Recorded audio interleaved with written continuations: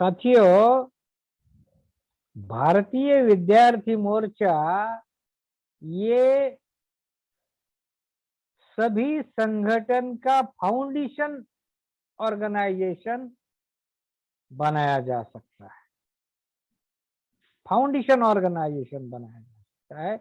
जैसे मैं आपको कहता हूँ, उदाहरण देता हूँ, महात्मा फुले जागरूक हुए, उनका उम्र आपकी उम्र से भी कम कम था, यानी कि मान लो विद्यार्थी दशा में ही उन्होंने अपना काम शुरू किया।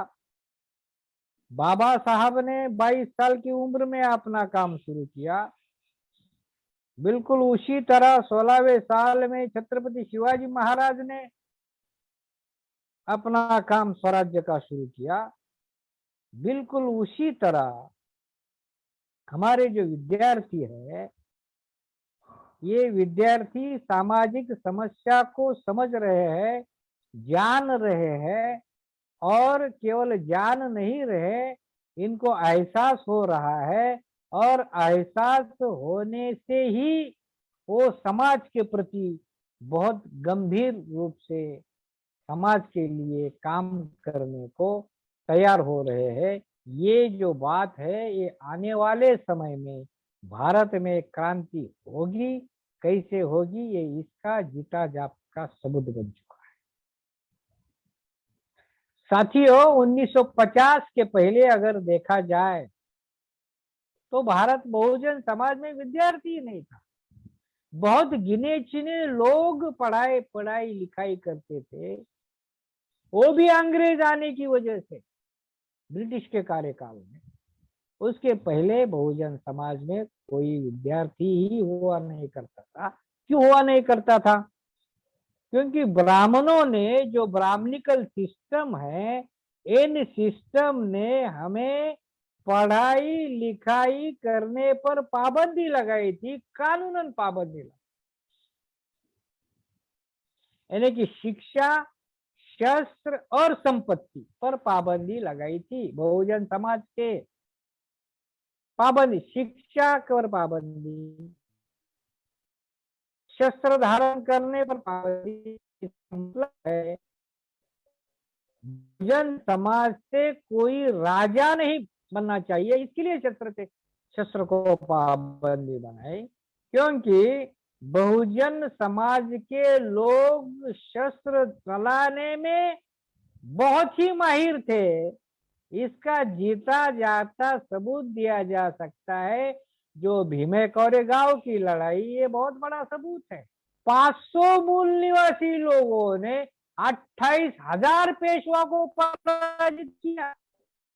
आप अंदाजा कर सकते हैं कि हमारे लोग शस्त्र चलाने में, तलवार चलाने में कितने माहिर थे। तो इसलिए कानूनन शिक्षा के साथ शस्त्र पर पाबंदी लगाई। और जब शिक्षा पर पाबंदी लगाई जाती है तो संपत्ति पर पाबंदी अपने आप लग जाती है, वो भी कानून।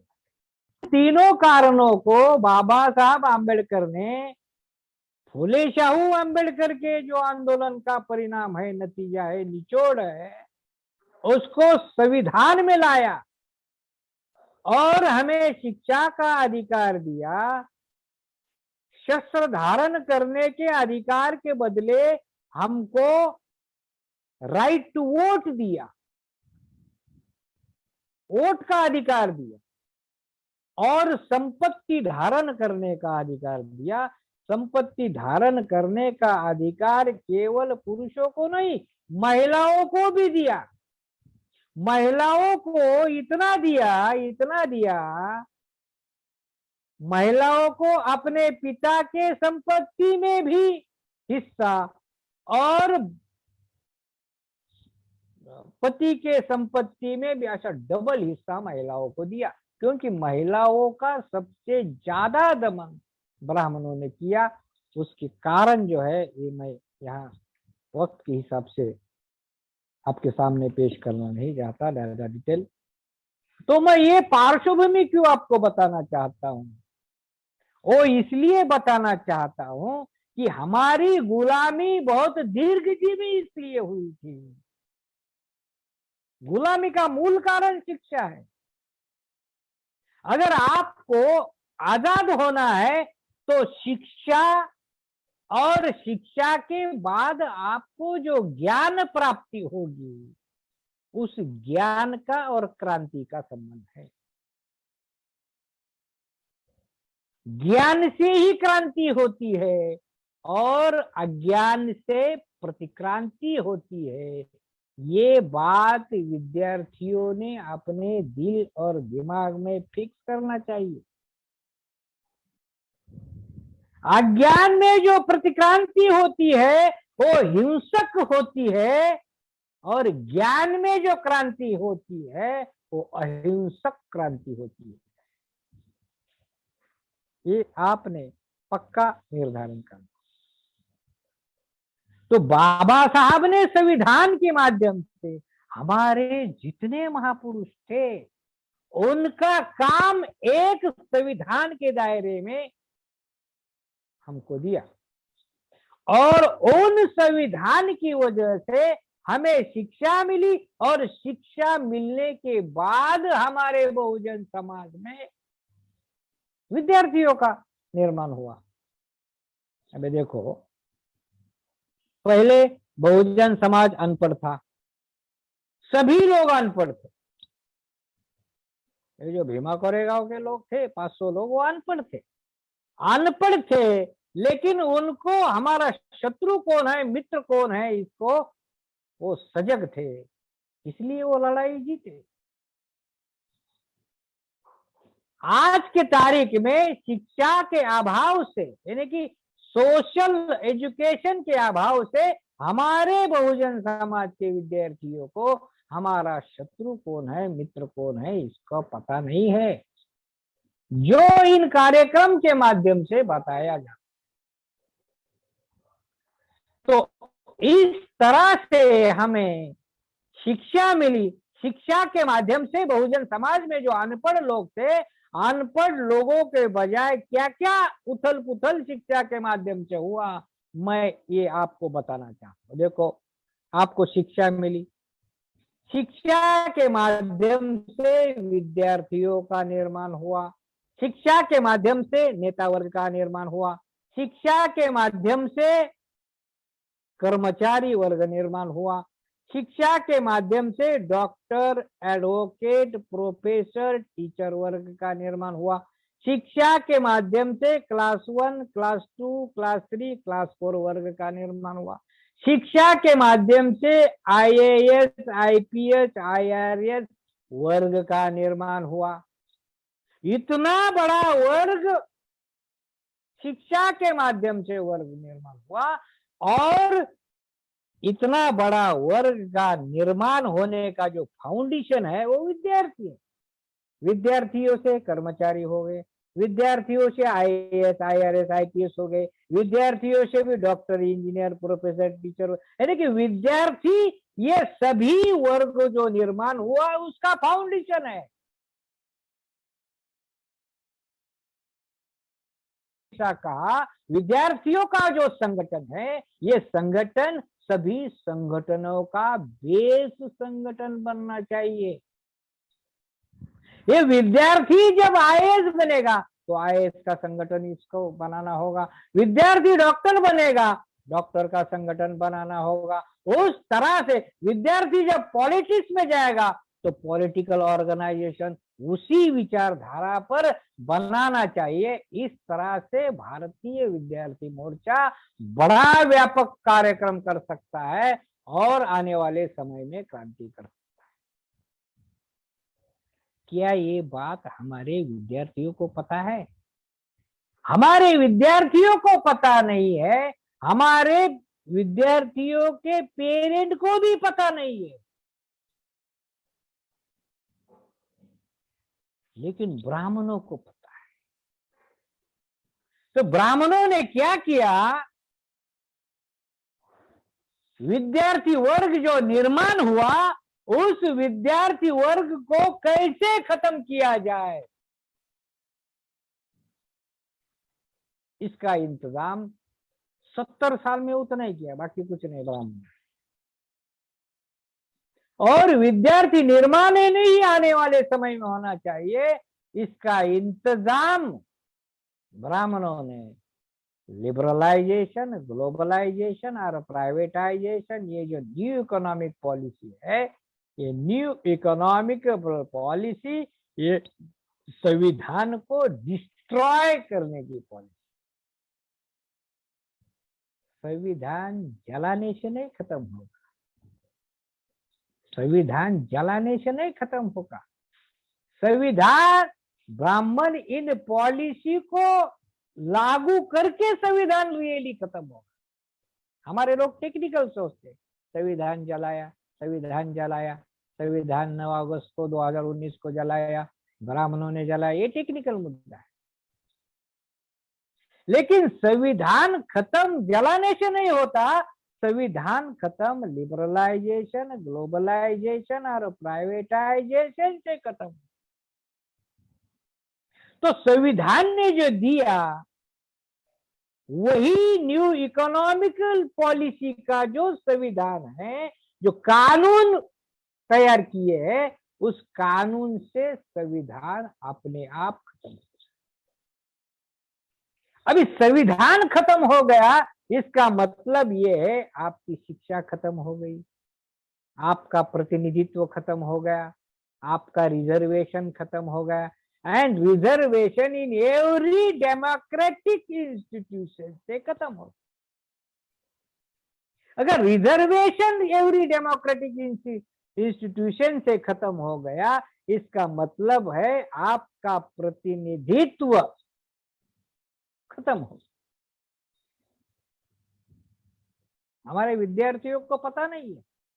और डेमोक्रेसी जो चलती है, रिप्रेजेंटेटिव्स के माध्यम से डेमोक्रेसी चलती है, ना कि डेमोक्रेसी ब्राह्मणों की वजह से नहीं चलती, रिप्रेजेंटेटिव के वजह से चलती है। ऐसा है, लेकिन भारत में ऐसा नहीं, क्योंकि हमने अल्टरनेटिव रिप्रेजेंटेटिव व्यवस्था, रियल रिप्रेजेंटेटिव व्यवस्था भारत में निर्माण नहीं की। इसलिए भारतीय विद्यार्थी मोर्चा है, ये it is a source of representation in democracy, source है। यहां से ही लोग पॉलिटिकल और नॉन पॉलिटिकल रिप्रेजेंटेशन करने वाले, नेतृत्व करने वाले लोग आने वाले समय में निर्माण होने का खतरा ब्राह्मणों को लगता है। इसीलिए ब्राह्मण शिक्षा और प्रतिनिधित्व डेमोक्रेसी का खत्म करने में सबसे ज्यादा जोर दे रहे हैं। ये बात हमारे विद्यार्थियों ने समझ लेना चाहिए। अगर ऐसा हुआ तो हमारी गुलामी जो है आज के तारीख में वो दीर्घजीवी बन जाएगी। केवल दीर्घजीवी ही नहीं बन जाएगी, ब्राह्मणों ने इतना बंदोबस्त किया है कि आने वाले हजारों सालों से हम क्रांति नहीं कर सकेंगे। ऐसा बंदोबस्त लिबरलाइजेशन, ग्लोबलाइजेशन, प्राइवेटाइजेशन के माध्यम से उन्होंने किया है। तो मैंने कहा ये सोर्स है प्रतिनिधित्व का, विद्यार्थी ये प्रतिनिधित्व का सोर्स है। कैसे? मैं अभी इंडियन मेडिकल प्रोफेशनल एसोसिएशन का मैं नेशनल प्रेसिडेंट हूं, मैं भी विद्यार्थियों से पैदा हुआ। तो इस तरह से नेतृत्व जो उभर आता है वो विद्यार्थियों से ही नेतृत्व उभर आता है। ये हर क्षेत्र में जहां जहां हमारे विद्यार्थी जाएंगे वहां वहां, अगर वो IAS होंगे वहां नेतृत्व करेंगे, कर्मचारी होंगे वहां नेतृत्व करेंगे, वगैरह वगैरह, इस तरह से।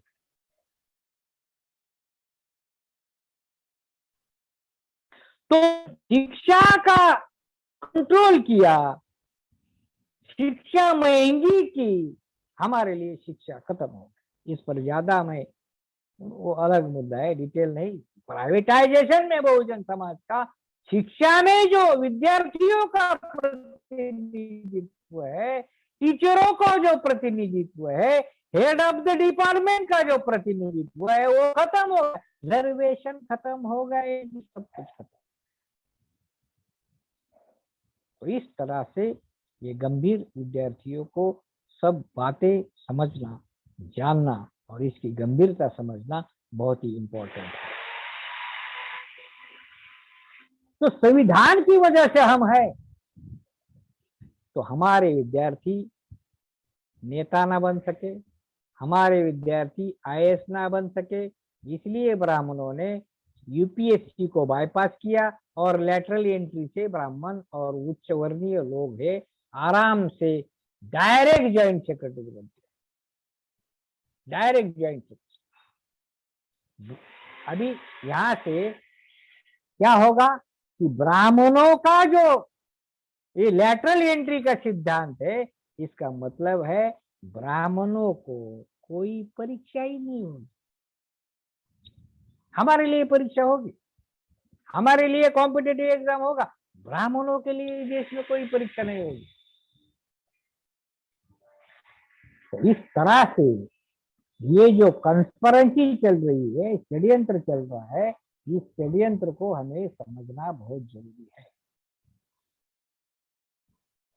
सिख ब्राह्मणों को डेमोक्रेसी खत्म करना है और संविधान खत्म करना है, तो ब्राह्मणों को क्या करना होगा?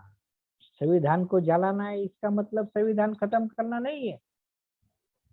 केवल शिक्षा का अधिकार खत्म करो, संविधान अपने आप खत्म हो। केवल शिक्षा खत्म करो, संविधान खत्म हो। इसीलिए सबसे ज्यादा ब्राह्मणों ने शिक्षा खत्म करने के ऊपर जोर दिया है, और इसका जो सबूत है, लॉकडाउन में जो न्यू एजुकेशन पॉलिसियां का कानून ब्राह्मणों ने बनाया है, ये न्यू एजुकेशन पॉलिसी नहीं है, ये न्यू एक्सक्लूड करने की बहुजन समाज की पॉलिसी है, प्रतिनिधित्व को एक्सक्लूड करने की पॉलिसी है शिक्षा के क्षेत्र में, हर क्षेत्र। विद्यार्थियों का एडमिशन के लिए रिप्रेजेंटेशन रिजर्वेशन खत्म किया, उनका स्कॉलरशिप खत्म किया, और उनको एडमिशन लेने की जैसी डॉक्टरों के लिए नीट होती है, बिल्कुल उसी तरह परीक्षा का जिक्र किया है न्यू एजुकेशन पॉलिसी में। और दूसरी तरफ जो जिक्र किया है विद्यार्थियों को टेक्निकल एजुकेशन देने का, यानी कि पारंपरिक एजुकेशन देने के लिए सरकार बाध्य है। जैसे कि अगर चमार का विद्यार्थी है तो चप्पल सिलाने का उसको स्कूल में एजुकेशन देना, कुम्हार का अगर लड़का है तो मिट्टी के बर्तन बनाने का उसको एजुकेशन देना, कुंभी का लड़का है तो खेती करने का, बीज बोने का एजुकेशन देने का तरीका इस शिक्षा प्रणाली में उन्होंने जिक्र किया है। जैसे कि जाति व्यवस्था मजबूत करने का व्यवस्था दिया है, और संविधान ने जाति व्यवस्था खत्म करने का एजुकेशन दिया है। लेकिन ये जो नई शिक्षा प्रणाली है, ये शिक्षा प्रणाली जाति व्यवस्था मजबूत करने की व्यवस्था है, और जैसी जाति व्यवस्था मजबूत होगी, the beneficiaries of the caste system is ब्राह्मण, वो मजबूत होगा। जाति नीचे मजबूत होगी, उसके ऊपर जो है सबसे ऊपर ब्राह्मण मजबूत होगा, तो ब्राह्मणी व्यवस्था मजबूत होगी। ये बात हमें समझ लेना चाहिए। तो ये जो न्यू एजुकेशन पॉलिसी है, इस न्यू एजुकेशन पॉलिसी में ब्राह्मण सुप्रीम बनता है, सबसे ऊपर बनता है, वर्ण व्यवस्था में सबसे ऊपर ब्राह्मण है। और हम शब्द प्रयोग यूज करते हैं, ऊपर वाले के हाथ में है, ऊपर वाले के हाथ में, ऊपर वाले के ऊपर वाला और कोई नहीं है, ब्राह्मण ही है, वही सब कानूनन के माध्यम से करता है। ये बात हमें समझ लेना चाहिए। हो गया शिक्षा खत्म, शिक्षा खत्म हमारा डेमोक्रेसी में रिप्रेजेंटेशन अपने आप खत्म हो जाता है। इसके साथ साथ, शिक्षा के साथ साथ हमें जब नौकरी मिलती है तो कर्मचारी वर्ग निर्माण होता है। तो कर्मचारी वर्ग के पास पहले संपत्ति रखने का कानूनन अधिकार नहीं था। तो हमारे लोग शिक्षा से नौकरी मिलने के बाद सालाना 60,000 करोड़ सैलरी इनके घर आती है एक साल में। कितना? 60,000 करोड़। इतना संपत्ति संविधान की वजह से हमारे घर में आई। अभी शिक्षा खत्म हो गया, नौकरी खत्म हो गया, तो ये जो 60,000 करोड़ हमारे घर में जो पैसा आता था वो आने वाले समय में बंद होगा। तो शिक्षा से वंचित होने के बाद अपने आप हमारा समाज जो संपत्ति से भी अपने आप वंचित होगा।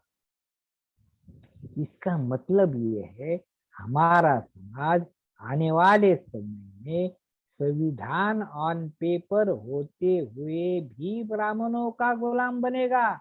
और वो ऐसा वैसा गुलाम नहीं बनेगा, स्ट्रॉन्ग पक्का गुलाम बनेगा। ऐसी व्यवस्था ब्राह्मण कानूनन कर रहे हैं।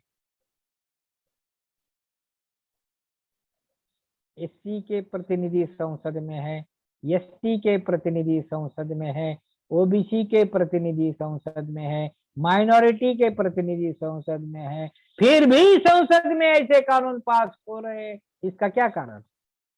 इसका कारण यह है साथियों, एसटी के प्रतिनिधि एसटी के नहीं है, एससी के प्रतिनिधि एससी के नहीं है, ओबीसी के माइनॉरिटी के प्रतिनिधि माइनॉरिटी को और ओबीसी नहीं है। वो जो पार्टी में है वो पार्टी के प्रतिनिधि है, और पार्टियां ब्राह्मणों के कब्जे में, यानी कि वो ब्राह्मणों के प्रतिनिधि है। इसलिए ऐसा हो रहा है। इसलिए भारतीय विद्यार्थी मोर्चा के माध्यम से हम में से रियल रिप्रेजेंटेशन का निर्माण होना बहुत महत्वपूर्ण है। तो इस तरह से शिक्षा से खत्म। अभी मैं डॉक्टर हूं तो डॉक्टर का थोड़ा सा आपको समझाने का प्रयास करता हूं। डॉक्टर का सिलेक्शन पहले मेरिट पर होता था। आज डॉक्टर को एडमिशन लेने के लिए, मेडिकल कॉलेज में एडमिशन लेने के लिए मेरिट की जरूरत नहीं होती, क्योंकि जो नीट परीक्षा है ये मेरिट पर एडमिशन नहीं देने के लिए नहीं बनाया है। नीट परीक्षा है, इसमें परसेंटेज पर एडमिशन नहीं दिया जाता, परसेंटाइल सिस्टम पर एडमिशन दिया जाता है। परसेंटाइल सिस्टम ये होती है, मिनिमम मार्क्स वाले विद्यार्थियों को भी मेडिकल कॉलेज में एडमिशन मिलता है। जिसको 0 मार्क्स है, जिसको माइनस मार्क्स है, जिसको सबसे कम मार्क्स है, उसको मेडिकल में एडमिशन। वो कैसे मिलता है? वो इस तरह से मिलता है साथियों, जिसके पास पैसा है उसको एडमिशन मिलता है डॉक्टर को। जिसके पास मेरिट है, पैसा है, तो उसको एडमिशन मिलेगा। या कम मेरिट है, ज्यादा पैसा है, तो उसको एडमिशन मिलेगा। तो डॉक्टरों के लिए एडमिशन प्राइवेट कॉलेजेस में अगर लेना है तो मिनिमम 1 करोड़ डोनेशन देना, और 40,000 डॉक्टर बनने की सीटें अंडर ग्रेजुएट की हर साल प्राइवेट कॉलेजेस में भरी जाती है। उनसे मिनिमम 1 करोड़ डोनेशन होता है। तो आप हिसाब करो, 40,000 सीटें, एक विद्यार्थियों से 1 करोड़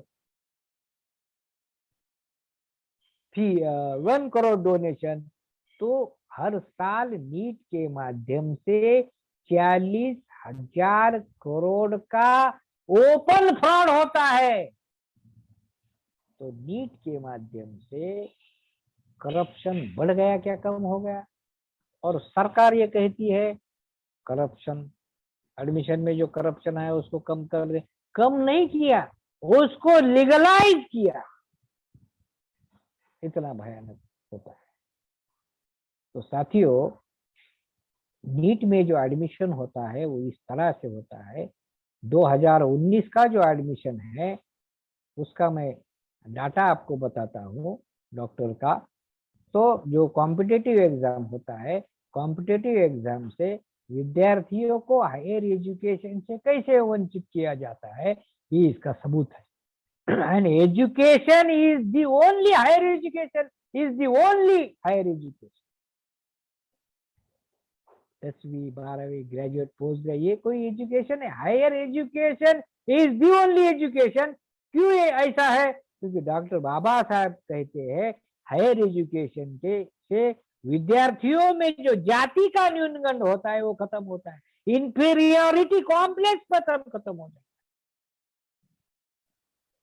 दूसरी बात है जाति व्यवस्था, हायर एजुकेशन से बाबा साहब कहते इट विल ब्लो कास्ट। जाति व्यवस्था खत्म करने के लिए हायर एजुकेशन कई जो बहुत महत्वपूर्ण है। ये दो बात है, हायर एजुकेशन से इट विल कास्ट, जाति व्यवस्था खत्म होगी, और इंफीरियोरिटी कॉम्प्लेक्स जो होता है जाति का वो खत्म होगा, ये खत्म होगा। तो ब्राह्मण हमको हायर एजुकेशन से वंचित करने के लिए ज्यादा प्रयासरत है। तो इस तरह से साथियों हमको इन चीजों से समझ लेना चाहिए। तो ये है न्यू इकोनॉमिक पॉलिसी, एजुकेशन खत्म, सब कुछ खत्म। तो एजुकेशन खत्म किया, हमारा प्रतिनिधित्व खत्म किया और डेमोक्रेटिक इंस्टीट्यूशन से जो कुछ बचा है वो आने वाले समय में खत्म होगा, और हमारा जो राइट टू वोट है वो ईवीएम के माध्यम से खत्म होगा। ये लॉ ऑफ प्राइवेटाइजेशन है और ये लॉकडाउन में लिए गए हैं, ये लॉकडाउन का मामला है। तो एनआरसी, सीएए, एनपीआर और ईवीएम ये हमें नागरिकता से वंचित करते हैं, और नागरिकता से वंचित करने का बाद हमें राइट टू वोट से कंप्लीट खत्म करते हैं। ये आज की तारीख में हालात है, ये विद्यार्थियों को पता होना चाहिए। आपका जो फ्यूचर है आने वाले समय में बहुत अंधकार में होना चाहिए। तो इसके लिए क्या उपाय है? आप ये जो सिचुएशन है भारत में, इस सिचुएशन में आप विद्यार्थियों का क्या योगदान होना चाहिए? विद्यार्थियों का बहुत बड़ा योगदान होना चाहिए साथियों। आप परमानेंट गुलाम बनने की व्यवस्था ब्राह्मणों ने की है। देश हमारा है, लेकिन महात्मा फुले जी का जो कंसेप्ट है, सेठ जी भट्ट जी विरुद्ध शूद्र अति शूद्र, ये जो लड़ाई आज भारत में चल रही है, आज सेठ जी और भट्ट जी ने भारत को खरीद लिया है प्राइवेटाइजेशन के माध्यम से। हर डेमोक्रेटिक इंस्टीट्यूशन कानूनन खरीद लिया है। तो हमारे पास क्या विकल्प है? हमारा जो आंदोलन है, मैं विद्यार्थियों को अंत में मैसेज देना चाहता हूँ, हमारे आंदोलन ये त्याग पे खड़ा है, सैक्रिफाइस पे खड़ा है। ये पीढ़ी हमको सैक्रिफाइस करनी होगी और विद्यार्थियों में नेतृत्व पैदा करना होगा, राष्ट्रव्यापी संगठन निर्माण करना होगा, और वेरियस संगठन में विद्यार्थियों का जो नेतृत्व है काम करेगा, और इसके साथ साथ जनता में इसका, जनता के माध्यम से हमको हमारे संगठन को समर्थन बढ़ाने का काम करना होगा। साथियों, इस तरह से हमको काम करना होगा, तो ही हम क्रांति कर सकेंगे। बस मैं इतना ही संदेश देना चाहता हूँ। आपको मुझे सैक्रिफाइस करना होगा। हमारा आंदोलन त्याग पे खड़ा है, भोग पे खड़ा नहीं है। किसी भी लालच से दूर रहकर हमें ये काम करना होगा।